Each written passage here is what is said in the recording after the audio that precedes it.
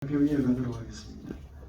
마지막 주제 발표는 이 꿈이 한국의 실리콘밸리인가라고 하는, 어떻게 보면 현재 이 지점에서 미래 전망입니다.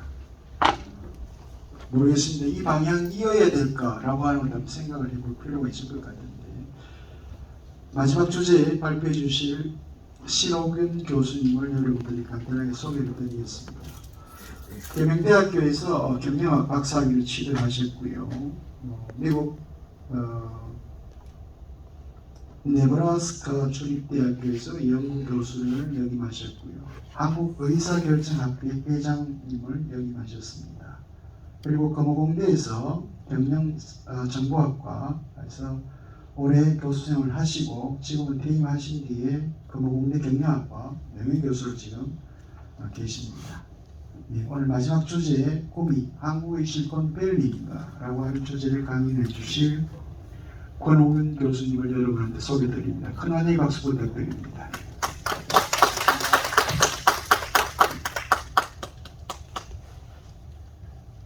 너무 족보를 바꾸시면 안 되는데.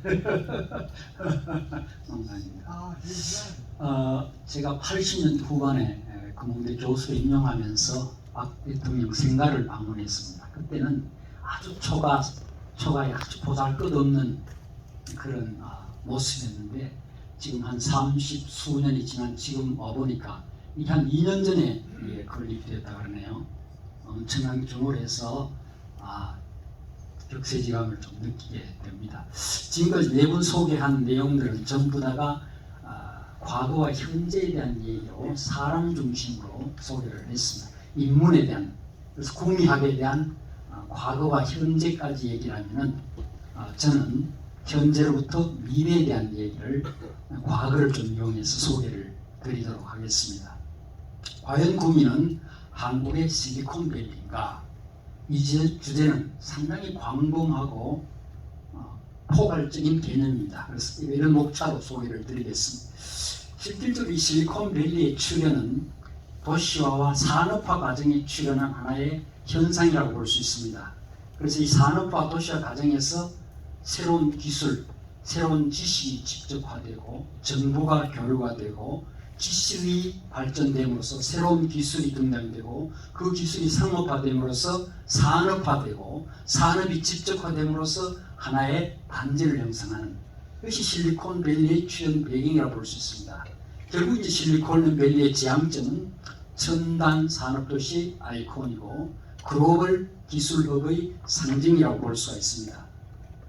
그럼 과연 구미는 한국의 실리콘밸리인가라는 것에 한번 문제를 제시해 보면, 실리콘밸리는 실은 글로벌 스탠다드가 되어가고 있습니다. 첨단 산업의 글로벌 스탠다드가 되고 베스트 프랙티스로 사용하고 있습니다. 그래서 모든 나라와 도시는 이런 성공 모델을 자기들에게 차용해 쓰는 겁니다. 그래서 이런 이미지 메이킹을 위해서 도시들이 차용하고, 국내 같은 경우에는 역삼동의 IT 산업밸리, 구로의 디지털 단지, 판교의 테크노밸리, 대전의 K실리콘밸리, 부산의 센터뮤지의 부산형 실리콘 등 다양하게 사용되고 있습니다. 물론 외국에도 많은 도시에서 사용되고 있습니다. 그럼 구미도 마찬가지로 하나의 성장의 아이콘, 첨단 도시의 아이콘으로 실리콘밸리를 사용하고 온 것에 대해서는 아무도 부인할 수 없는 현실이 아닌가. 제가 과거에 쓴 몇 가지 페이퍼에도 항상 실리콘밸리라는 얘기를 많이 썼는데, 저도 그런 맥락에서 사용을 해왔습니다. 본 연구는 이렇게 진행을 좀 하겠습니다. 그럼 실리콘밸리가 어떻게 기원을 찾을 수 있느냐? 1971년도에 저널리스트였던 돈 호퍼가 신문에 이 반도체의 재료인 실리콘하고 산타클라라 계곡의 밸리하고를 합쳐서 실리콘밸리라고 쓴 것이 기원이 되었다고 합니다. 그런데 이 실리콘밸리의 태동의 근본적인 근거는 스탠포드 유니버시티는 스탠포라는 이 철도의 기업가가 이 산타바바라 지역에 하나의 학교를 형성했고, 그 학교가 중심이 되어서 실리콘밸리의 발전에 하나의 기초, 조성이 되었다고 볼 수 있습니다. 위치는 샌프란시스코 남쪽 50마일 아래 위치한 팔로 알토 중심으로 북서쪽에는 산타크라라, 남부 쪽에는 산호세를 거치는 대단지 IT 센터가 바로 오늘날 실리콘밸리에 위치하고 볼 수 있습니다. 그 발전을 보면요, 앞에서 말씀드렸듯이 물론 스탠포드 대학에 공급했지만은 지금은 산호세 중심으로 해서 중국이나 인도계, 중국, 인도계 합쳐서 전 세계 인구의 3분의 1이니까 생산지 한 사람은 중국계 아니면 인도계입니다. 그런데 거기서도 마찬가지로 중국계, 인도계가 중심된 엔지니어들이, 젊은 엔지니어들이 그 중심을 형성하고 있는 그런 도시라고 볼 수 있습니다. 60, 70년대에는 반도체가 창업이 러시아로 일어났는데 미국 전체의 벤처캐피탈 투자의 3분의 1이 전부 다 실리콘밸리에 투자를 했습니다. 그 구체적인 내용을 좀 설명을 드릴 테고요. 80년대 PC, 90년대 소프트웨어, 인터넷, 2000년대 바이오 환경, 재생에너지, 현재 2022년 연말을 포춘지에서 1000대 글로벌 컴퍼니의 30개 이상이 헤드쿼터가 실리콘밸리에 있을 정도로 지금 IT 태그 요람이라고 볼 수 있습니다. 구미공단의 경우를 보면요, 출연대원 앞에서 말씀 많이 하셨기 때문에 제가 생략합니다만 참고해 보십시오. 조성기간 또 1, 2, 3, 4, 5공단으로 발전하면서 주요 성장 동력이 계속 바뀌어 왔습니다. 실리콘밸리는 이런 발전 과정이 있지만 구미공단은 지금 이런 데 대한 고민들이 많습니다. 과연 IT, 전자정보통신의 직접지로서의 역할을 어떻게 할 것인가에 대한 고민이 있습니다. 어떻게 산업구조를 고도화할 것인가, 어떻게 하면 네트워크를 구축해서 새로운 신정 성장 동력을 좀 만들어갈 것인가, 또는 R&D 기반을 구축해서 첨단 융복합 산업구조로 변신할 것인가, 이런 고민들이 지금 하고 있습니다. 그런데 근본적인 실리콘밸리의 발전 배경을 다시 한번 살펴보면요, 실리콘밸리는 한 대학 교수의 열정과 집념에서 시작되었습니다. 이분이 터먼이라는 교수인데요, 25년도에 스탠포드 대학 교수로 임명이 되면서, 이건 MIT 출신인데 MIT 대학원에서 연구 환경에 아주 익숙한 문화를 갖고 이 스탠포드 대학의 교수로 임명하면서 학과나 연구센터를 전부 다가 이 전자공학 또는 정보 관련된 학과로 개설을 하고 연구센터를 설립하고 창급 환경에 대한 인프라를 구축하는 데 주도적인 역할을 하게 되었습니다. 이 밑에서 공부했던 제자들, 휴렛과 패커드라는 제자가 39년도에 거기서 HP를 창업하게 되는 하나의 계기가 되었습니다. 이것이 창업에 대한 씨앗을 뿌렸다고 볼 수 있습니다. 이것이 시작이 되어서 1951년도 이후에는 반도체의 스타트업의 직접지로서의 실리콘밸리는 형성하게 되었고, 그것이 발전의 불을 지피게 되었습니다. 구미공단은요, 정반대입니다. 위에는 한 교수의 집중에서 시작된 민간 주도의 개방형 거버넌스라면, 구미공단은 앞에 여러분들이 말씀드렸듯이 정부 주도의 위계적 거버넌스다. 이 차이점이 극명하게 다르게 나타나고 있죠.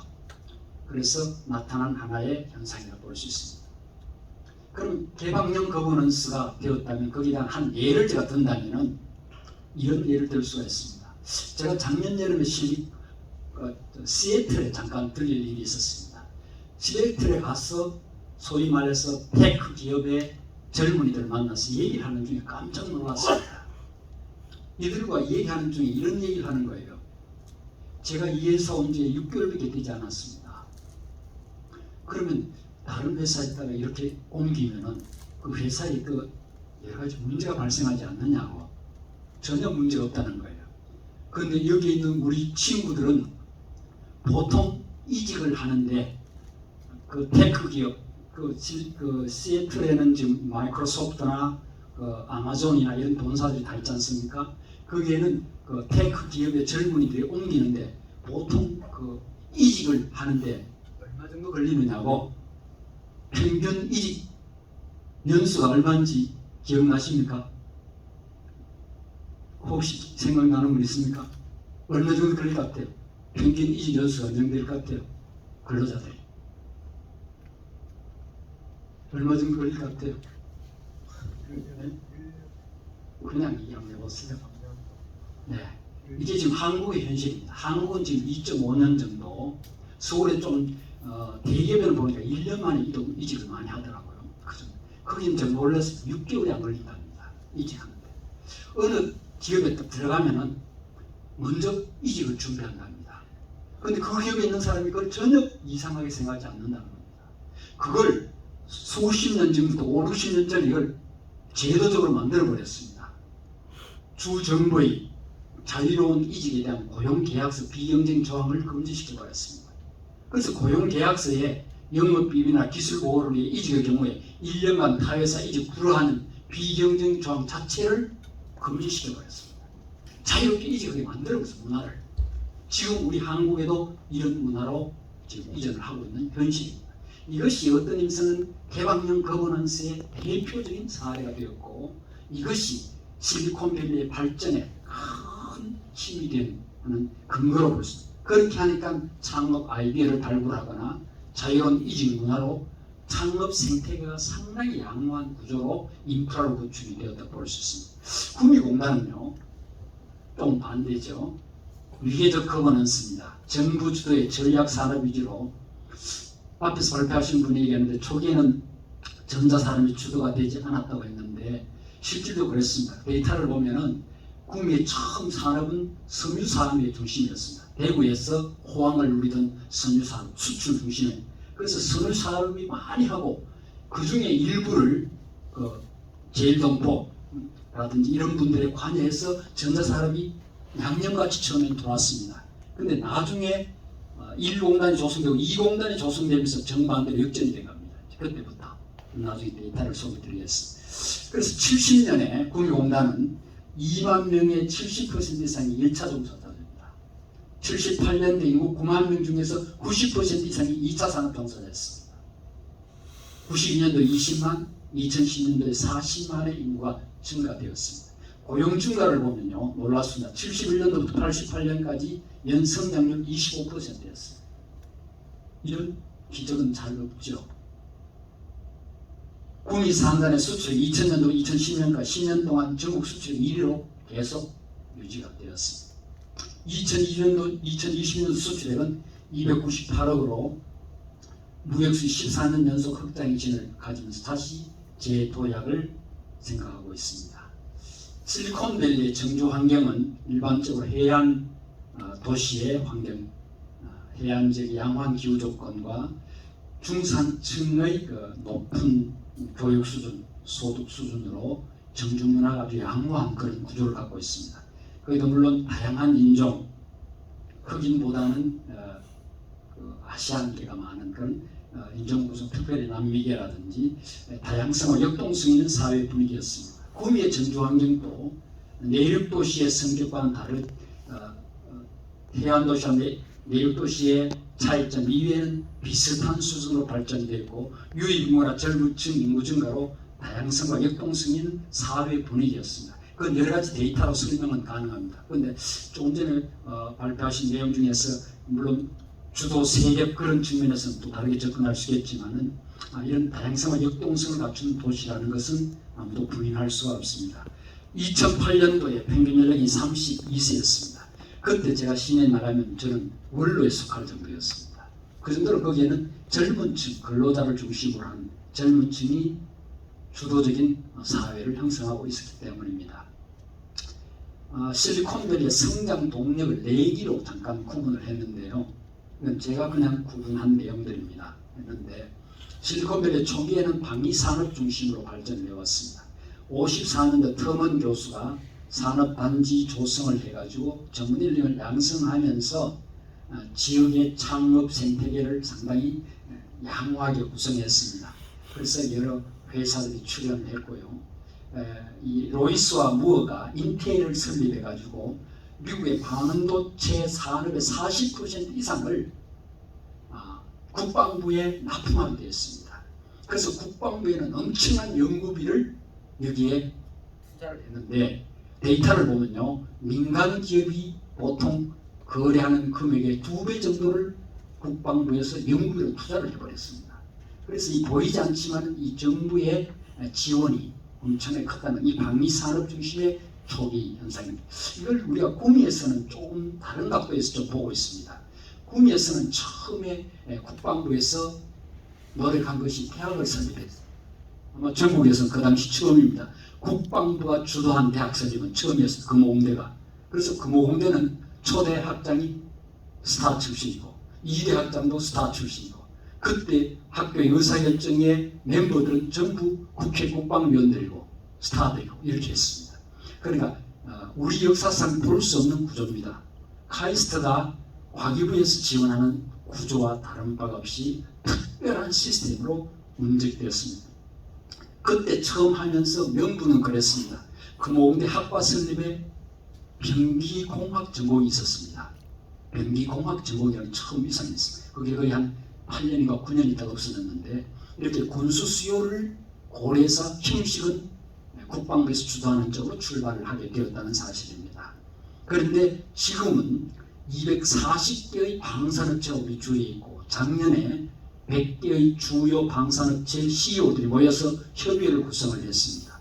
최근에는 방산 오늘도 보니까 뭐 시장부 지사님이 그 모임에 가셨다 그러던데 지금 또 최근에는 이 방산업체에서 방산 클러스터 활성화를 위해서 여러 가지 노력들을 추진하고 있습니다. 그리고 작년과 올해 2년에 걸쳐서 금호공대에서는 방산업체에 취업할 전문 인력을 따로 양성을 합니다. 그래서 취업을 시키는 이런 프로그램을 운영하고 있습니다. 두 번째 단계는 70년대, 80년대요. 실리콘밸리는 반도체 중심의 발전을 설명하고 있습니다. 그런데 구미도 마찬가지로 이 반도체나 컴퓨터 중심의 시대로 발전해 오면서 유사하지만 구체적인 아이템에서 큰 차이가 있는 그러나 큰 흐름은 같은 흐름으로 반도체와 컴퓨터, PC 중심의 여러 가지 부품이나 제품들을 생산해서 왔고 90년대, 2000년도에는 실리콘밸리 인터넷과 정보통신 시대라고 해서 컴퓨터 하드웨어에서 소프트웨어로 네트웨어로 변화하면서 거기에 관련된 여러 가지 부품을 생산하고 활성화하는 그런 쪽으로 갔습니다. 그리고 나중에는 실리콘밸리에서는 바이오테크놀로지라든지 클린 에너지 테크놀로지 이런 에너지 관련된 산업 영역으로 확대해왔고 구미 같은 경우도 이제 모바일이나 디스플레이 중심 그런 구조로 가다가 이제 이것이 전자정보통신의 좀 융합형 그런 아이템들로 변화를 해오고 있습니다.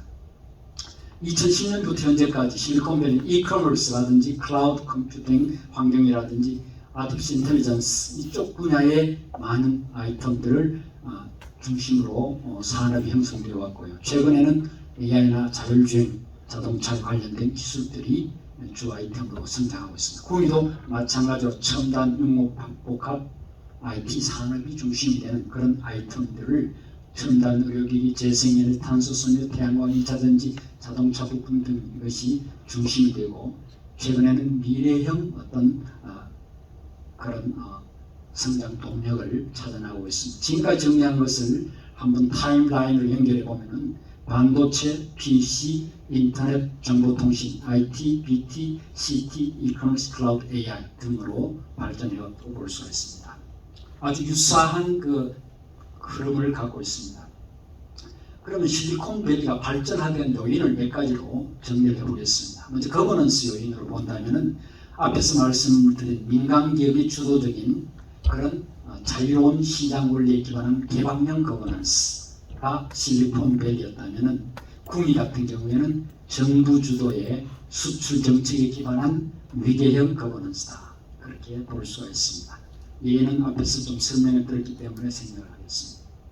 두 번째 실리콘밸리의 사회 문화적 요인으로는 신생 기업들이 창업하기 좋은 창업 생태계, 에코시스템을 잘 만들어갔습니다.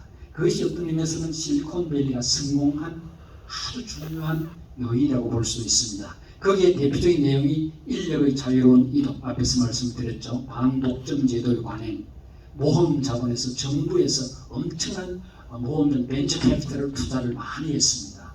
그리고 스피노, 창의성, 지향의 분위기, 기업가 정신 등 이런 것들이 다른 데서 가질 수 없는 그런 에코시스템, 그 엔터프리너십 에코시스템이라고 하는데 이런 생태계 조성을 해오면서 이것이 창업의 동력이 되어 왔습니다. 그리고 거기에 따라서 사회 기반 시설 인프라가 구축되고 정주 환경이 중산층이 머물기에 양호한 환경으로 정책들이 개발이 되어 왔습니다. 구미의 경우는 이렇게 전통적인 정태적인 도시, 농업 도시가 역동성이 있고 다양한 그런 산업 도시로 변모를 해오면서 발전해 왔습니다. 물론 교육 인프라든지 여러 가지 역사적 문화적 그런 성장들도 많이 문화를 발굴하고 있습니다. 유적지들. 자연 역사적 요인입니다. 물론 실리콘밸리도 초기에는 농업 지역이었습니다. 미국에서 가장 농업 지역의 생산성이 높은 몇 개를 꼽으라면 이 실리콘밸리 지역이었습니다. 그런 지역이 농업, 가공, 포장, 유통 중심의 농업 도시로 발전하고 스탠퍼드 대학에서 이에 대한 창업 생태계를 조성함으로써 양호한 하나의 실리콘밸리의 발원지로 발전하는 근거를 찾아볼 수 있습니다.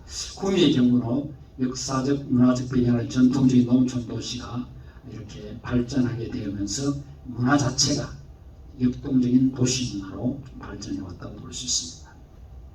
산학협력 요인인데요. 앞에서 말씀을 좀 드렸듯이 대학 중심의 산학 연계를 기반으로 하는 그런 창업 환경을 조성한 것이 실리콘밸리라면은 구미 같은 경우에는 먼저 대학이 설립되고 거기서 인력을 양성하고 그리고 많은 산학협력 인프라에 대한 연구기관 이런 것들은 실은 정부 지원에 의해서 이루어진 것이 상당히 많습니다. 물론 그것이 이제 공개 경쟁을 해서 하는 것도 많지만 정책적인 지원이 상당히 많아서 그런 연구기관들이 지난 수십 년 동안 지속적으로 발전해 왔는데 그것이 상징적인 실리콘밸리 구미라는 것을 상당히 많이 힘을 입은 것 같아요. 그래서 오늘의 까지 이르게 되었습니다. 연구 결과를 좀 요약을 하겠습니다. 첫째로 조성 과정의 거버넌스가 차이 난다.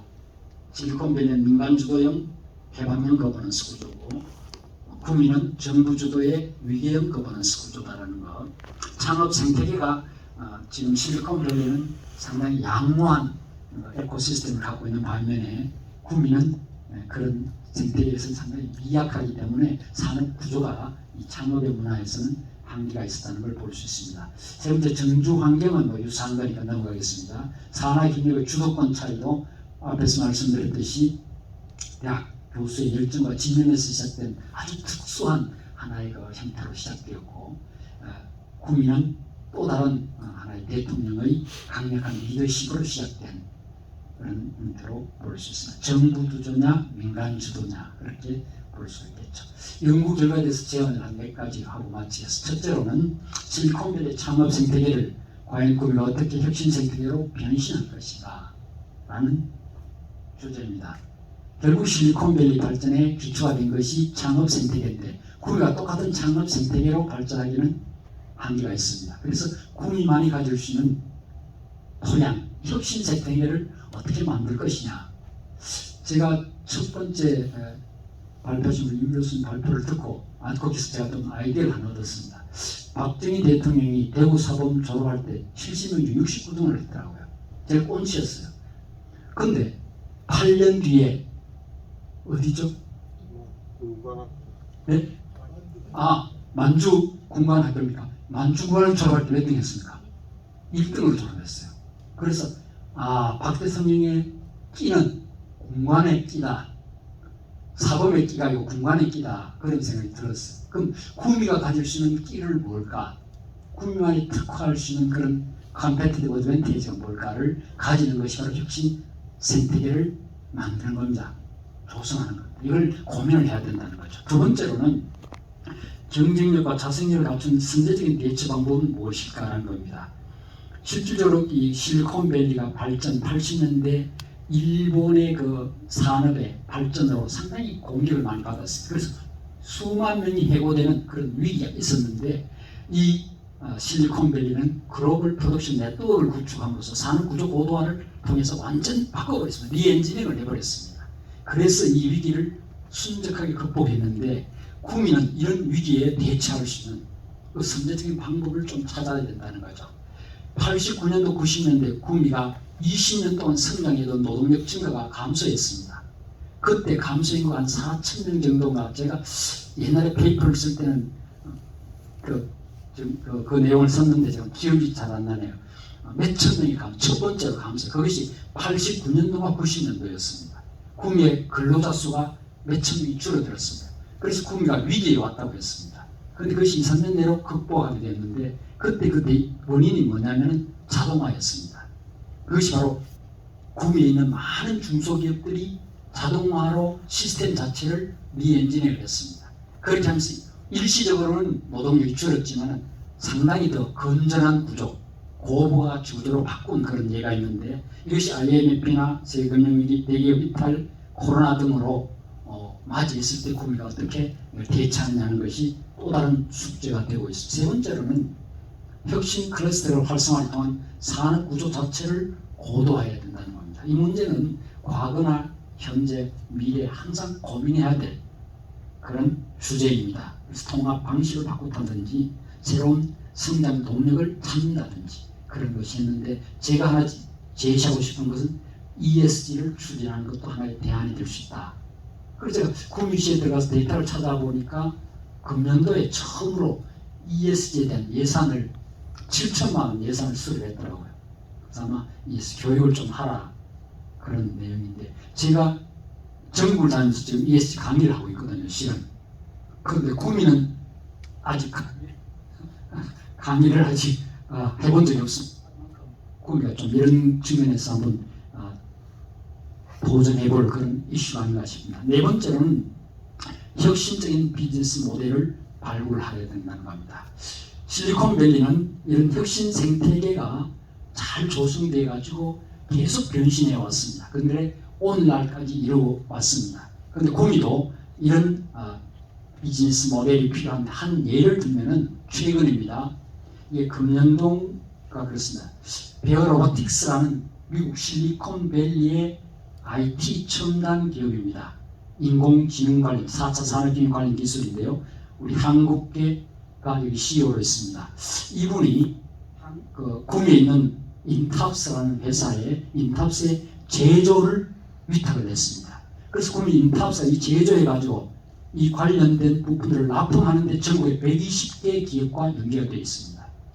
이것은 제조 생태계를 바꿔주는 제조 생태계를 통해서 하나의 그 기업이 나갈 방향을 바꿔주는 하나의 터닝 포인트라고 하는데 이런 것들이 구미 발전의 아주 새로운 하나의 모델이 아닐까 생각이 들어서 상당히 긍정적으로 생각하는데 지금 다른 지자체가 이걸 시도하고 있습니다. 이제 마지막 정리를 하고 마치겠습니다. 첫 번째로 지금 실리콘밸리는 마지막 막다른 골목에 와 있습니다. 데드엔드에 와 있습니다. 그래서 최근에 페이퍼를 보면 뉴 실리콘밸리 또는 넥스트 실리콘밸리에 대한 얘기가 많이 나오고 있습니다. 그래서 부산은 이걸 가지고 미국의 시애틀 같은 해양 도시로 성장한 시애틀을 따르겠다. 시애틀 마을을 지금 벤치마킹하고 있습니다. 그래서 저는 구미는 내륙 도시로 성공하는 자동차 산업으로 성공하는 디트로이트 마을에 대해서 구미가 좀 관심을 가질 필요가 있다 그런 생각이 좀 들고요. 두 번째로는 구미는 과연 한국의 실리콘밸리일까? 한마디로 표현하면 꿈깰 때입니다. 이제 구미는 구미형 실리콘밸리를 만들어가야 된다. 구미만이 가질 수 있는 그런 실리콘밸리를 만들어가야 된다 생각이 듭니다. 감사합니다. 마치겠습니다.